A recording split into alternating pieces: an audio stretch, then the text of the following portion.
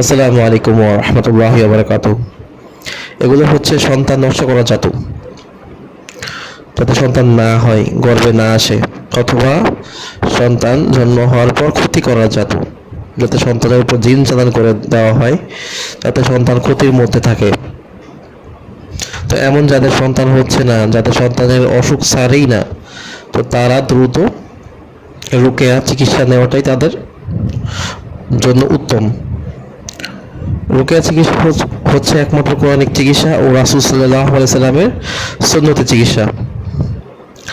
শত শত রোগী সুস্থ হচ্ছে আলহামদুলিল্লাহ, বাচ্চাগুলো সুস্থ হচ্ছে, মাগুলো সুস্থ হচ্ছে, সন্তান হচ্ছে আলহামদুলিল্লাহ।